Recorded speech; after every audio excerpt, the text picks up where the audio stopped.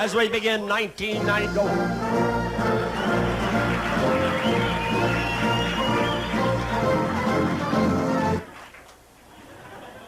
You know, one of the...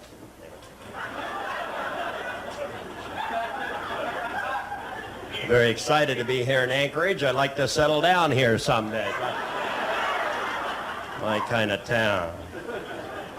I know you're all saying right now, where's Pat Paulson been? The rest of you are saying, who the hell is Pat Paulson? 1972, I lost the presidential election to Richard Nixon. That's when you people thought that he would make a better president than me.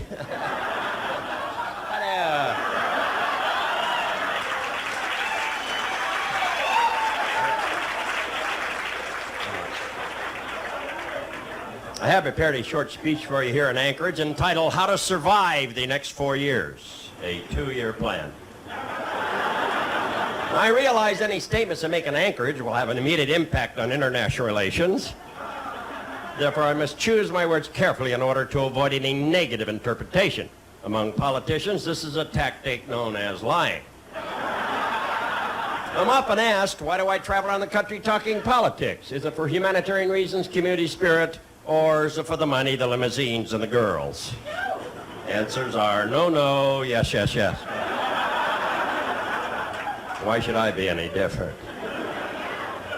Well, they say only a fool would run against George Bush in '92, and I've accepted that challenge. First thing we're going to do is attack Canada. Hey, those people have been sitting around there acting like nothing's going on. They already got 2 of our baseball teams. Where do you think our geese go for the summer, huh?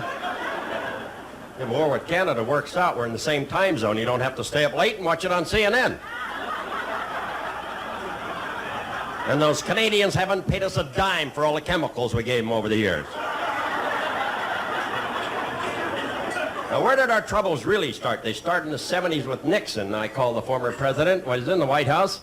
Well, I didn't call him, actually. What I did, I rented a room at the Watergate and spoke into the urinal. I got through, too. Have you seen that Nixon commemorative stamp? You don't have to lick it. You just look at it, and it sweats itself onto the envelope. Then we had Jerry Ford. Never blame him for our troubles. He didn't do anything. Everybody said Jerry Ford was a bland president, not too exciting. Oh, but I want my president to be bland. I don't want him to know how to work the media. Now, there's such a thing as reincarnation. I'm sure Jerry Ford would come back as yogurt. Every time I saw him on television, I thought I lost the color on my set. Now they have the Jerry Ford Library over in Grand Rapids, Michigan. All of Jerry's important political papers are there in a Dixie cup. Also enclosed in plastic, you can see Betty's old face.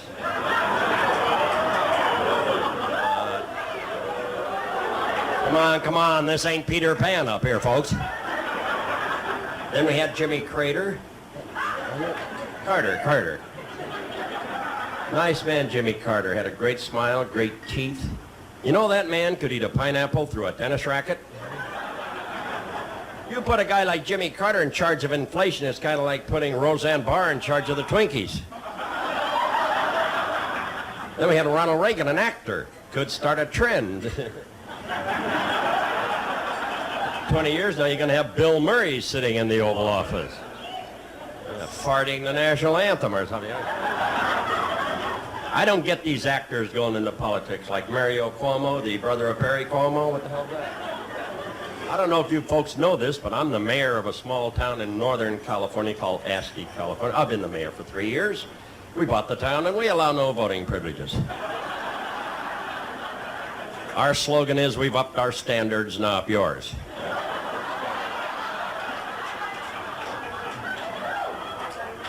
Well, '88 was a bad year. I went down to Atlanta, got thrown out by the Democrats. They lost their sense of humor, rightfully so.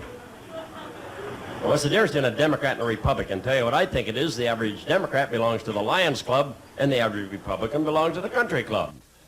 Now, there's a connection between these organizations. The drainage system for the Country Club is the water supply for the Lions Club.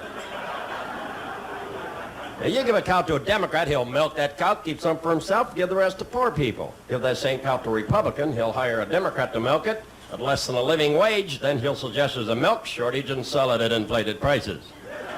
Of This enables him to buy a bull. The bull, he makes a lot more cows, which hires a lot more Democrats to milk. So you can see that the Republican does to the Democrat what the bull did to the cow.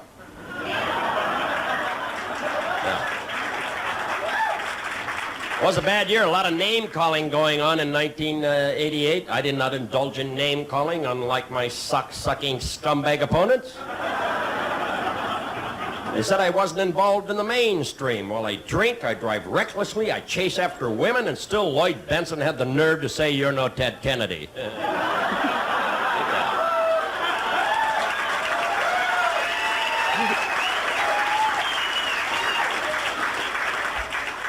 They said I was once a member of the Hare Krishna. Well, it was only for a couple of hours at the airport trying to get money for a connecting flight.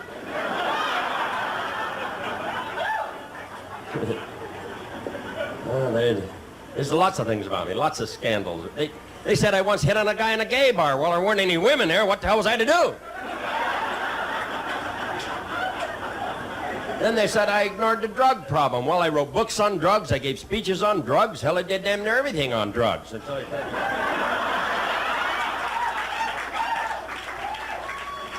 Those guys running against me were some joke. A guy named Richard Gebhardt from Missouri. There's a guy who wanted to help the farmers. Well, I suggested we put him on a pole in the middle of a field, keep the crows off the corn. Pat Robertson said God told him to run. Well, it proves one thing. God's got a great sense of humor. Now, Gary Hart went into this political business with his eyes wide open. Gary Hart gave new meaning to the old expression, walk softly and carry a big stick. He said he was only out in that yacht doing some offshore drilling, that's all. Won't catch me fooling around. You have an obligation in the American people, keep your record clean and clear. I would never chase after anybody, and it's not my way.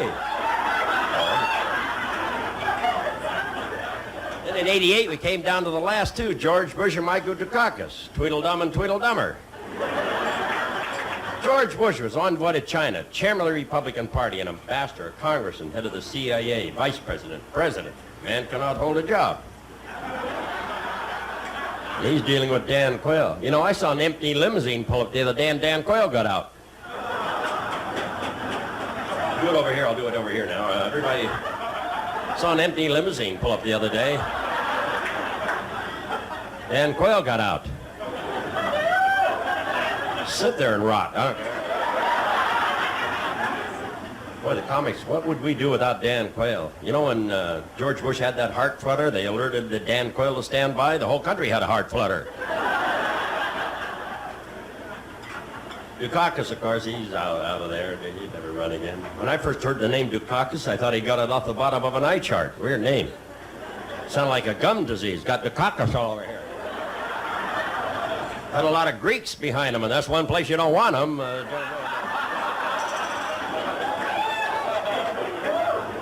Suppose Dukakis had been elected president. A president named Dukakis? I mean, where are the Washingtons and the Jeffersons and the Johnsons?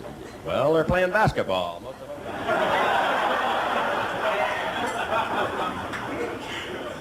That left me. I only ran the first time because I thought I looked nice on a dime.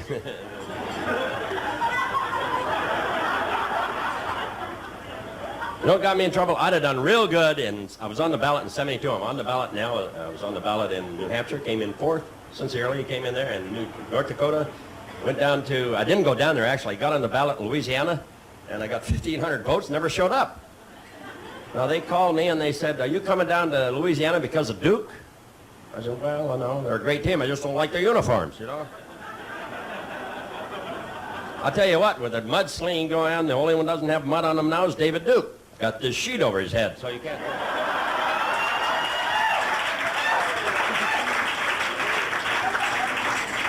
We're going to show you a sample. A lot of people are young here, don't know my past. Show you a sample of me campaigning in 1968. I had a tendency to go to one town, say one thing, another town, say another. You'll see what I'm talking about. This is from the old Smothers Brothers show. Would you take the lights off, please? And these here, too, or I can get them with a 22 if you want. Take these off, too. Okay, now you can run that film.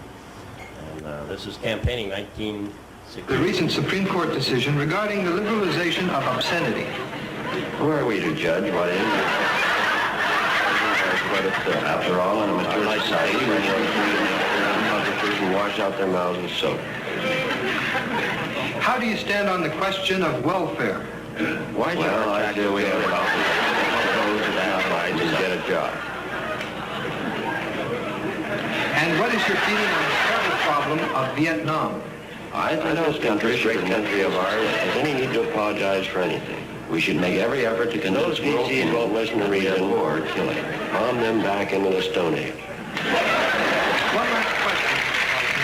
A great many people have charged you with talking out of both sides of your mouth at the same time. Would you care to comment on this? No.